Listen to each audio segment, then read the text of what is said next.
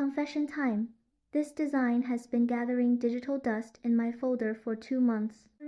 Just thinking about the whole process, the emotion, the darkroom, the washout made me dive into a rabbit hole of other very important tasks. Enough is enough. Today, I'm kicking my own butt and actually printing this thing. While I'm at it, I'll walk you through my compact home screen printing setup. If you also have a project that's forever stuck in "I'll do it someday" mode, this video might be the nudge you need. I've let it go for too long. I can't let it go any longer today. Alright, so in the old days, making a screen meant going through this whole ordeal. First, I had to gather all the tools: emulsion, a screen, the exposure light, tape, a squeegee. Just getting everything out and set up was. Then came coating the screen, waiting for it to dry, working in the dark while manually timing the exposure, and finally rushing to wash it out. So much effort for one stencil. And the absolute worst part? Doing the washout in winter. Icy water everywhere, soaking my hands, drenching my sleeves, flooding the floor. Enter my friend's suggestion: "Dude, try the 4Xtron." So, what's the deal? It's a small unit that lives on your desk. You can expose 4 screens right under your room lights. No blackout curtains, no stumbling in the dark. Game changer. It has its own set of mesh frames and mesh rolls. The first time I installed it backwards, wasting some mesh. Now that I'm more familiar with it, from picking up the mesh frame to pressing down the ceiling strip, I can prepare a new mesh in just 1 or 2 minutes by rolling it around. For the artwork, just drag and drop your layered file from the computer. Resize, reposition, and then click print, essentially the same steps as printing an A4 document. It's that straightforward. It only takes about 90 seconds. Just enough time for you to grab a drink or a sip of coffee. This is completely different from before. Before you had to stand in the dark, watching a stopwatch, worrying about overexposure or underexposure. Now it's much easier. When I first used this machine at home, I was actually quite nervous.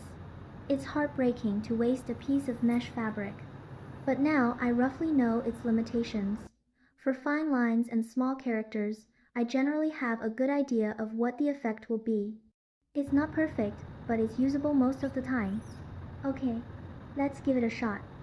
If this fails again, this image might just stay on my computer. Okay, this image, which has been delayed for 2 months, is finally printed today.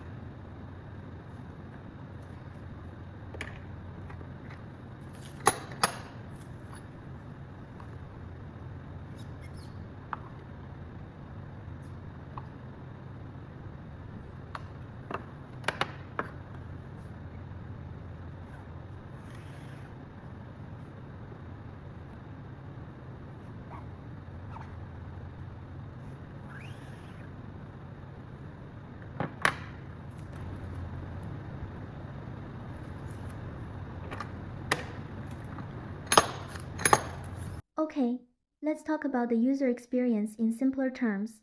First, the advantages. For someone like me who does screen printing at home in a small space, the biggest change is I no longer need to apply emulsion, open a darkroom, or make a mess of my house. I can start quickly if I want to create a small image.